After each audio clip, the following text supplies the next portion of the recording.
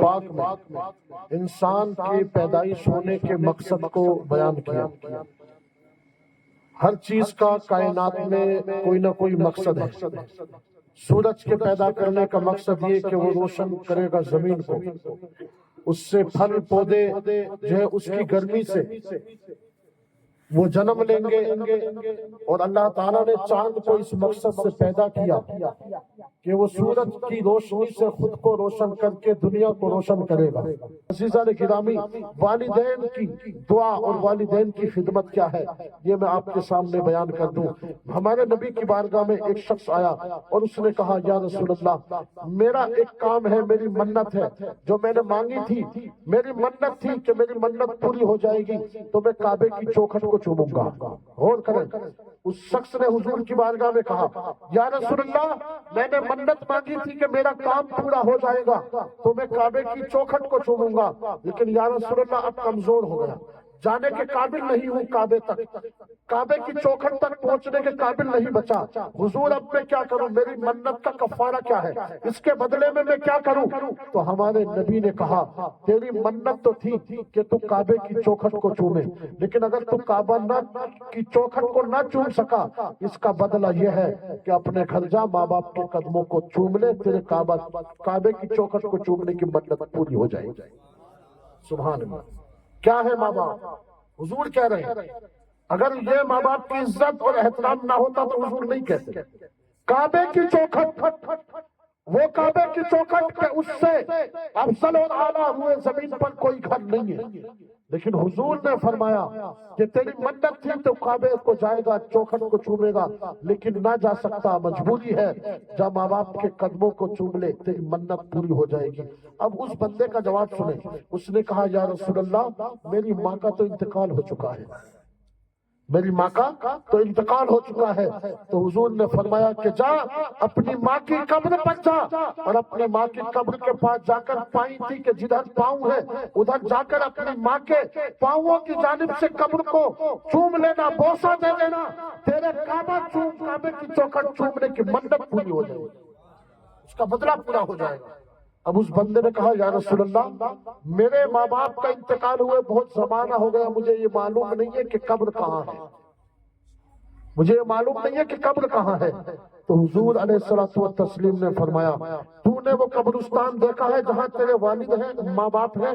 کہا، یا رسول اللہ ہاں۔ کہ حضور نے کہا، اس قبرستان چلا جا اور ایک لکیر کھینچ لے، اور اس لکیر کو اپنے ماں باپ کی قبر سمجھ لے، تصور کر لے کہ وہ تیرے ماں باپ کی قبر ہے، اور جا کر پاؤں کی طرف سے اسے بوسہ دے دے، تیرا کعبہ چومنے کی منت جو ہے پوری ہو جائے گی۔ مجھے بتائیے والدین کا مقام کیا ہے؟ ارے ماں باپ اگر ختم ہو گئے تو منت تو ختم ہو جانی چاہیے تھی، لیکن ماں باپ کا مرتبہ حضور نے بتا دیا، جب شفتا ہو تو کعبے کی چوکھٹ نہ چوم سکے تو قدموں کو چوم لینا، لیکن اللہ اکبر، حضور نے بتا دیا ماں کے قدموں کا فیضان مرنے کے بعد بھی جاری رہتا ہے۔ جو ماں کے قدموں کو قبرستان میں بھی جا کر چوم لے تو اللہ تعالیٰ اس کی منت کو پورا فرماتا ہے۔ میرے پیارے نبی کے پیارے دیوانوں، تو یہ جو رشتہ ہے محبت کا، عقیدت کا، یہ صرف زندگی میں نہیں، مرنے کے بعد بھی میرے پیارے نبی کے پیارے دیوانوں رہتا ہے۔ اس لیے ہم اپنے نبی پاک صلی اللہ علیہ وآلہ وسلم کے صدقے سفید قبر پر جو ہے فاتحہ پڑھتے ہیں، اور قبر پر جو ہے دعائے مغفرت کرتے ہیں۔ آج کچھ لوگ کہتے ہیں تم قبر پر پھول چڑھاتے ہو، وہاں جا کے دعا مانگتے ہو، یہ تو قبر کی پوجا ہو گئی، لیکن انہیں یہ سمجھ ہی نہیں ہے۔ انہیں یہ بتانا چاہیے ایسا عقیدہ رکھنا گمراہیت ہے، کیونکہ حضور علیہ الصلوۃ والتسلیم کے صحابہ ہیں، حضرت عمر بن عاص رضی اللہ تعالیٰ عنہ حضور کے ایک صحابی ہیں، تو انہوں نے اپنے بیٹے عبداللہ سے کہا، اے بیٹے عبداللہ، میرے موت کا وقت ہو چکا ہے، اور میرے جسم سے روح جب نکل جائے تو جسم سے روح نکل جانے کے بعد جب لوگ مجھے قبرستان میں دفن کر دیں، سنیں، ہم جو نیاز کرتے ہیں، فاتحہ کرتے ہیں اور میت کے لیے دعا کرتے ہیں، اس کا ثبوت اس حدیث سے ہے۔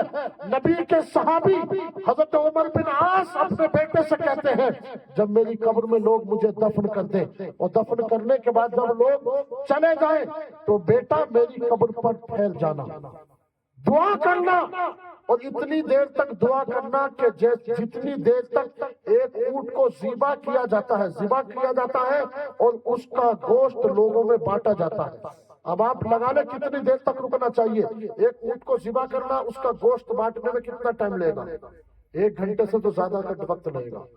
تو حضرت عمر بن عاص نے کہا کہ میری قبر پر لوگ چلے جائیں تو بیٹا میری قبر پر رک کر کے میرے لیے دعائیں مغفرت کرتے رہنا جب تک کہ اونٹ ذبح ہو، اس کا گوشت تقسیم ہو، اتنی دیر تک ٹھہرنا.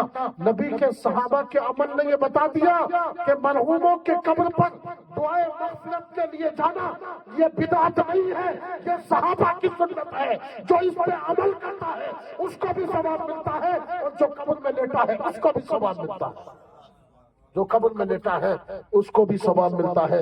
میرے پیارے نبی کے پیارے دیوانوں، عزیزان گرامی، اللہ تبارک و تعالیٰ کا بڑا احسان عظیم ہے کہ اس نے ہمیں ایمان کی دولت سے مالا مال فرمایا، اور یہ سب درجے اور یہ سب نعمتیں جو ہے ہم پا رہے ہیں. آخری بات میں بیان کر کے اپنی تقریر کو جو ہے ختم کر دوں گا. درود پاک پڑھیں. اللہم صلی علی سیدنا مولانا محمد مبارک وسلم. صلو علیہ الصلوۃ والسلام علیک یا رسول اللہ صلی اللہ علیہ وسلم. حضور حضرت موسیٰ علیہ السلام نے اپنے آخری وقت میں اللہ کی بارگاہ میں دعا مانگی، مولا مجھے یہ بتا دے کہ جنت میں میرے ساتھ کون ہوگا. میں چاہتا ہوں کہ میرا ساتھی کون ہے، مجھے اس سے ملوا دے، میں ملنا چاہتا ہوں. تو حضرت موسیٰ علیہ السلام نے جب یہ اللہ کی بارگاہ میں التجا کی تو اللہ نے کہا کہ فلاں بستی میں ایک شخص ہے جو گوشت کا کاروبار کرتا ہے، وہ تیرے ساتھ جنت میں جائے گا. اب حضرت موسیٰ علیہ السلام کو جو اللہ نے پتہ بتایا تو آپ کے دل میں خواہش ہوئی کہ یار ایسا کون بندہ ہے جو میرے ساتھ جنت میں رہے گا، ایسا کون سا نیک کام ہے کہ وہ گوشت کا کاروبار کرتا ہے، ایسا کون سا نیک کام ہے کہ جو وہ جنت میں جائے گا میرے ساتھ اور میرے ساتھ رہے گا.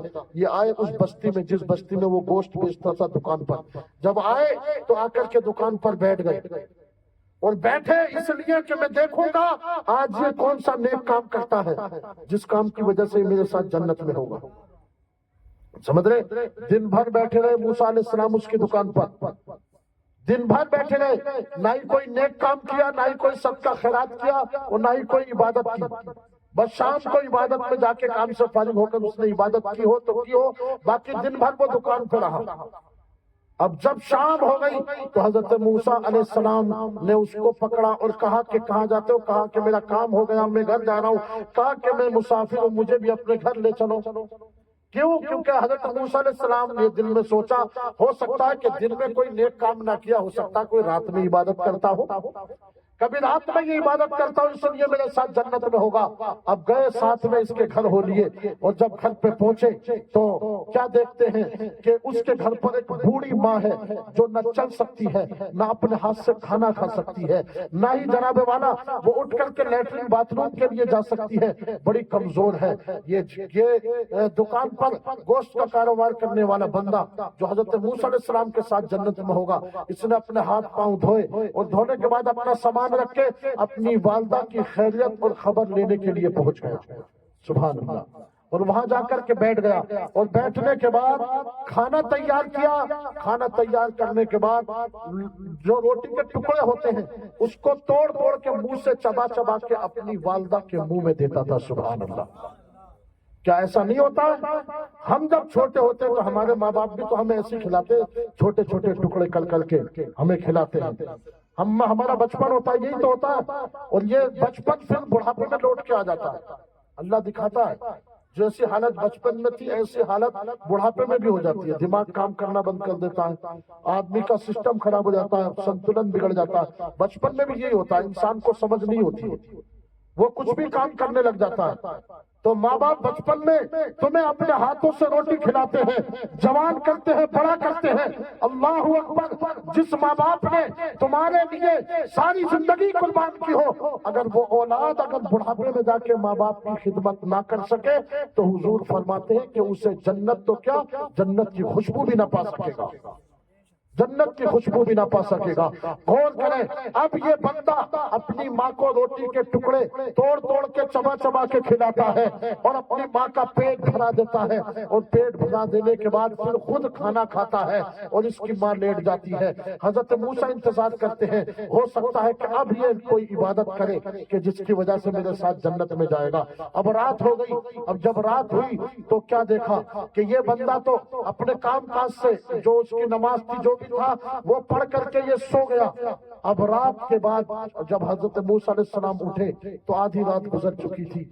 तो क्या देखा, वो बूढ़ी औरत अपने बिस्तर पर लेटे हुए हाथ फैलाए हुए आसमान की तरफ अल्लाह से दुआ मांग रही थी।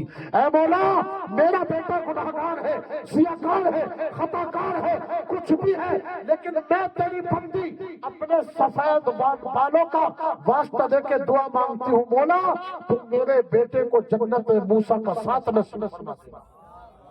अल्लाहु अकबर। मूसा अलैहिस्सलाम ने जब ये दुआ रात में सुनी उस माँ के मुंह से, तो खुश हो गए और बेचैन हो गए। समझ गए इसका कोई अमल जन्नत में जाने के काबिल तो नहीं था। माँ की खिदमत ने इसे मूसा का साथ जन्नत में अता फरमा दिया। तो जन्नत तो क्या, उसे नबी का साथ मिल गया। तो जो माँ बाप की खिदमत करेगा उसे मूसा अलैहिस्सलाम का साथ मिलेगा, और जो अपने वालिदैन की अब खिदमत करेगा उसे जनाब मोहम्मद रसूलुल्लाह का साथ मिलेगा। मेरे प्यारे नबी के प्यारे